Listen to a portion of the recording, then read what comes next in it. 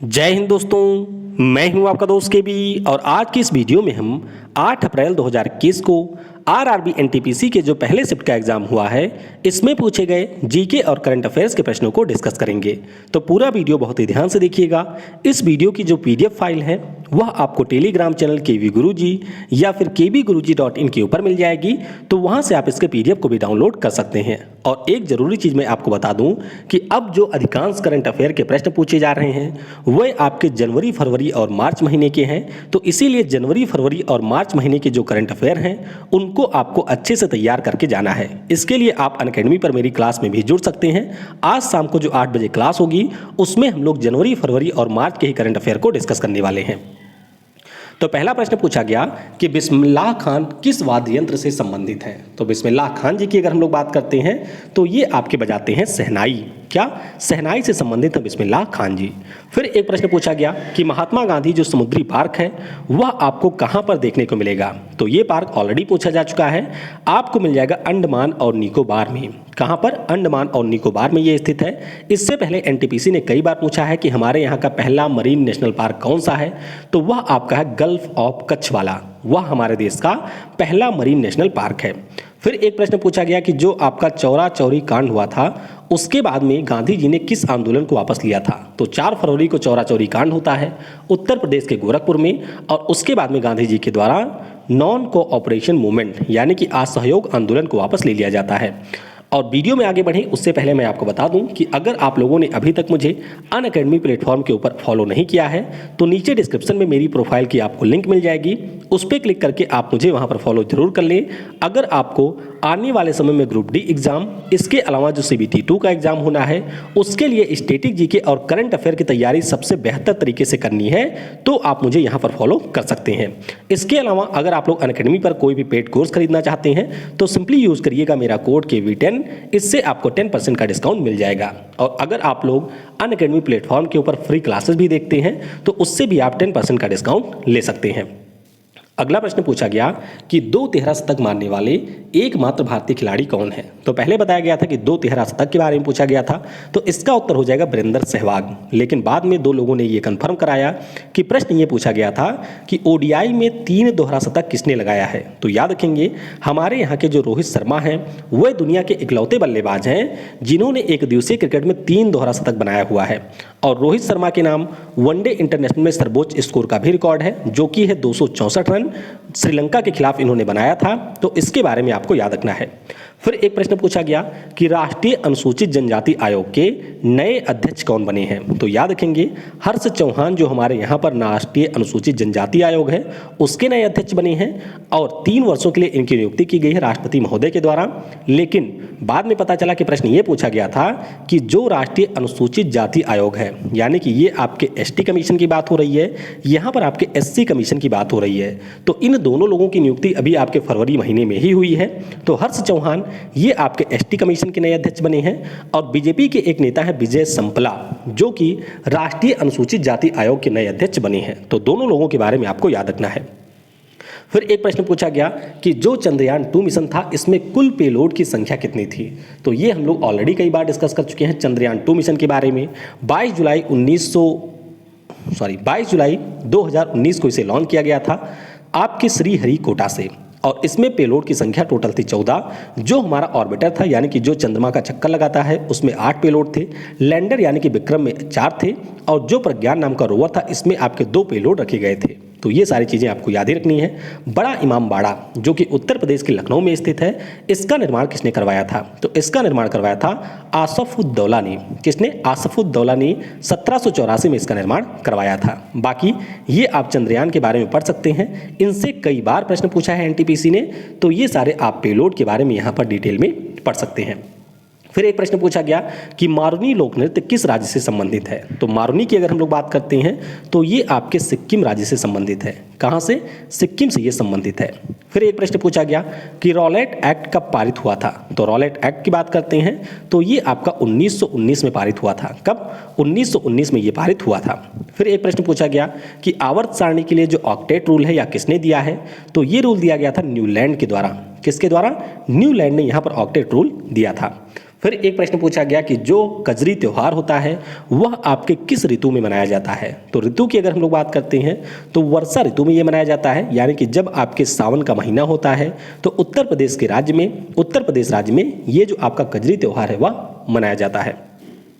Next पूछा गया कि एशिया महाद्वीप के बाहर सबसे ऊंची पर्वत चोटी कौन सी है। तो आप सभी को याद होगा कि दुनिया की जो सबसे ऊंची चोटी है वह माउंट एवरेस्ट है, जो कि आपको हिमालय के ऊपर मिल जाएगी।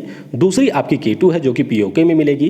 तीसरी हमारी कंचनजंगा है। लेकिन अगर हम लोग एशिया के बाहर सबसे ऊंची पर्वत चोटी की बात करते हैं तो ये है माउंट एकांकागुआ। कहाँ पर है? तो जो हमारी एंडीज पर्वतमाला है वहाँ पर माउंट एकांकागुआ देखने को आपको मिलेगा। इसकी टोटल ऊंचाई है 6992 मीटर, ये इसकी टोटल हाइट है। फिर एक प्रश्न पूछा गया कि इनमें से कौन सा इलेक्ट्रोमैग्नेटिक वेव नहीं है। तो जो आपके 4 ऑप्शन दिए गए थे उनमें से माइक्रोवेव, इंफ्रारेड और रेडियो वेव ये सारे इलेक्ट्रोमैग्नेटिक वेव हैं, लेकिन एक ऑप्शन दिया गया था अल्ट्रासाउंड, तो ये हमारा इलेक्ट्रोमैग्नेटिक वेव नहीं है। फिर एक प्रश्न था कि नाटो का मुख्यालय कहाँ पर है। नाटो यानी कि नॉर्थ अटलांटिक ट्रीटी ऑर्गेनाइजेशन, जिसका पिछले साल 30वें नंबर का सदस्य बना था उत्तरी मैसिडोनिया, इसका मुख्यालय आपको बेल्जियम की राजधानी ब्रसल्स में देखने को मिलेगा। कहाँ पर? ब्रसल्स में मिलेगा। और इसकी स्थापना हुई थी 1949 में। तो कल ही हम लोगों ने इसके बारे में डिस्कस किया था। फिर एक प्रश्न पूछा गया कि भारत में जो डिजिटल विश्वविद्यालय है वह कहाँ पर बनाया जा रहा है या फिर कहाँ पर उसकी शुरुआत की गई है। तो ये भी आपके करंट अफेयर का है। केरल में इसका निर्माण किया जा रहा है। कहाँ पर? केरल राज्य में पहले डिजिटल विश्वविद्यालय का निर्माण किया जा रहा है। इसके अलावा आप लोग याद रखेंगे कि भारत की जो पहली पुलिस यूनिवर्सिटी है वह आपकी नोएडा में बन रही है। भारत का जो पहला पर्यावरण विश्वविद्यालय है वह आपका कर्नाटक के कुर्ग में बन रहा है। भारत का जो आपकी पहली कौशल यूनिवर्सिटी है वह आपके महाराष्ट्र के मुंबई में बन रही है।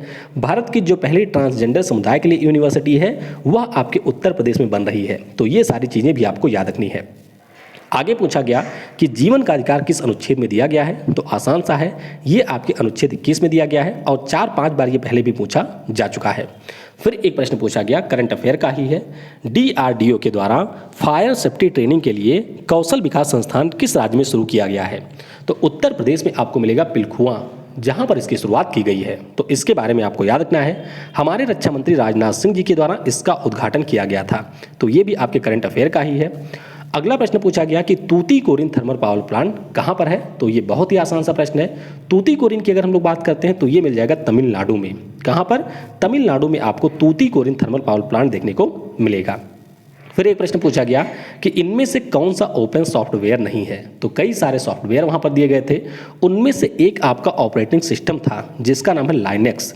तो ये हमारा ओपन सॉफ्टवेयर नहीं है। नेक्स्ट पूछा गया कि WROM का फुल फॉर्म क्या है। तो इसका पूरा नाम है राइट वंस रीड मेनी, यानी कि एक बार लिखिए कई बार पढ़िए, ये होता है WROM का फुल फॉर्म। फिर एक प्रश्न कुछ इस प्रकार से था जो कि एग्जैक्ट मुझे नहीं पता चला है कि 2017 से 18 के बीच कृषि सिंचाई के लिए आवंटित धनराशि कितनी थी। तो एग्जैक्ट प्रश्न क्या था और उसका उत्तर क्या हो सकता है ये आप नीचे कमेंट में बता सकते हैं। फिर एक प्रश्न था कि नीचे दिए गए आंदोलन का सही क्रम बताइए। तो इस प्रकार के प्रश्न पहले भी पूछे गए थे, यानी कि 4 आपको आंदोलन दिए गए थे, उनमें से जो पहले हुआ था उसको आपको लगाना था। तो इसमें अगर हम लोग बात करते हैं तो जलियांवाला बाग सबसे पहले होता है। उसके बाद में अगर हम लोग बात करते हैं तो चौरा चौरी वाला 1922 में होता है। नमक सत्याग्रह आपका 1930 में होता है। और भारत छोड़ो की बात करते हैं तो यह आंदोलन 1942 में होता है। फिर एक प्रश्न दिया गया था कि इनमें से कहाँ पर संयुक्त राष्ट्र की किसी संस्था का मुख्यालय नहीं है। और जो इसमें ऑप्शन दिए गए थे उन सभी में संयुक्त राष्ट्र के किसी न किसी संस्था का मुख्यालय था। जैसे कि जिनेवा दिया गया था, क्या था? जिनेवा दिया गया था, रोम दिया गया था। उसके अलावा अगर हम लोग बात करते हैं तो नैरोबी दिया गया था और आपका वियना दिया गया था। तो इन सारे स्थानों पे आपको मिल जाएंगे संयुक्त राष्ट्र के मुख्यालय। अब इसका उत्तर मुझे लगता है ये प्रश्न आपका गलत प्रिंट हो गया था।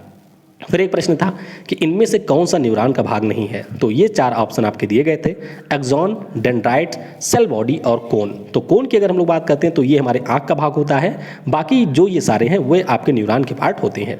फिर एक प्रश्न था कि इनमें से किसमें कार्बोनेट नहीं होता है, यानी कि CO3 नहीं होता है। ऑप्शन आपको कुछ इस प्रकार से दिए गए थे, जैसे कि उसमें खड़िया था, चूना पत्थर था, जिप्सम था और संगमरमर था। तो जिप्सम में हमारे कार्बोनेट नहीं होता है। नेक्स्ट पूछा गया था नोटा जो आपकी बटन होती है इलेक्ट्रॉनिक वोटिंग मशीन में, यानी कि EVM में, उसका पहली बार प्रयोग कब हुआ था? तो देखिए मंजूरी इसको मिल गई थी 2009 में। कब? 2009 में none of the above button को मंजूरी मिली थी, लेकिन पहली बार इसका प्रयोग हुआ था 2013 में इन 4 राज्यों में जो विधानसभा के चुनाव हुए थे, छत्तीसगढ़, मिजोरम, राजस्थान और मध्य प्रदेश में जो 2013 का विधानसभा चुनाव हुआ था, वहां पर नोटा बटन का पहली बार प्रयोग किया गया था। फिर एक प्रश्न है कि सुंदरवन राष्ट्रीय उद्यान किस देश के नज़दीक है? तो इसकी अगर हम लोग बात करते हैं तो बांग्लादेश के नज़दीक आपको ये देखने को मिलेगा। इसी प्रकार से मान लीजिए आपसे मानस पूछा जाता है तो मानस नेशनल पार्क वह आपके भूटान के पास में है, असम राज्य में। सांकेतिक मुद्रा की जो शुरुआत है किसके द्वारा किया गया था, यानी कि आपकी जो साइन करेंसी होती है वह किसने शुरू की थी? तो मोहम्मद बिन तुगलक के द्वारा इसकी शुरुआत की गई थी। फिर एक प्रश्न था कि IDBI की स्थापना कब हुई थी? तो याद रखेंगे 1 जुलाई 1964 को इसकी स्थापना हुई थी और मुख्यालय आपको नीचे कमेंट सेक्शन में बताना है। फिर एक प्रश्न पूछा गया कि मेक इन इंडिया का जो लोगो होता है उसमें आपको शेर के साथ क्या क्या चीज़ें देखने को मिलेंगी? तो इसका उत्तर भी आप लोग नीचे कमेंट में बताइएगा कि यहाँ पर जो शेर होता है आपने देखा होगा ऐसे मशीन की तरह से शेर होता है, तो इसके साथ साथ और क्या क्या चीज़ें हैं वह आप नीचे कमेंट में बता सकते हैं। फिर एक प्रश्न था कि बैंक से जुड़े हुए अगर कोई मामले होते हैं जिसकी आपको शिकायत करनी है तो उसके लिए RBI ने किसकी नियुक्ति की है? तो इन्हें हम लोग बैंकिंग ओम्बड्समैन के नाम से जानते हैं, यानी कि बैंकिंग लोकपाल के नाम से इन्हें हम लोग जानते हैं। हालांकि अगर आप लोग शिकायत करने की कोशिश करेंगे तो शिकायत आपकी कभी दर्ज नहीं होगी। इनके पास अगर आप लोग फ़ोन करेंगे तो फ़ोन भी जल्दी रिसीव नहीं होता है। तो ये आपका होता है बैंकिंग लोकपाल। फिर एक प्रश्न था कि डायलिसिस का प्रयोग किसके लिए किया जाता है? तो जब हमारी किडनी रक्त को साफ नहीं कर पाती है तो उसके लिए हम लोग डायलिसिस का प्रयोग करते हैं। फिर एक आखिरी प्रश्न पूछा गया था कि 7 योजना किससे संबंधित है? तो ये जो योजना है वह शिक्षा और स्वास्थ्य यानी कि एजुकेशन और हेल्थ से आपकी 7 योजना संबंधित है। इसका फुल फॉर्म पहले पूछा जा चुका है, तो फुल फॉर्म भी आप लोग याद रखेंगे, sustainable action for transforming human capital. तो ये इसका पूरा नाम है। तो इस प्रकार से पहले शिफ्ट के जो 32 प्रश्न मुझे मिले थे उन सभी को हमने यहाँ पर डिस्कस कर लिया है। इसमें कौन से प्रश्न अलग तरीके से दिए गए थे या इसके अतिरिक्त कौन से प्रश्न थे वह आप मुझे नीचे कमेंट में बता सकते हैं, जिससे जब मैं शाम को इसकी PDF आपको प्रोवाइड करूँ तो उसमें उन सभी को ऐड कर सकूँ। वीडियो को समय देने के लिए आप सभी को बहुत बहुत धन्यवाद। तो अनअकैडमी प्लेटफॉर्म के ऊपर आज शाम 8 बजे आप लोग जरूर आइएगा। यहाँ पर हम लोग बिल्कुल रेलवे के पॉइंट ऑफ व्यू से प्रश्नों को डिस्कस करने वाले हैं। Thanks for watching. जय हिंद, जय भारत, और सबसे जरूरी, पढ़ेगा भारत तो बढ़ेगा भारत।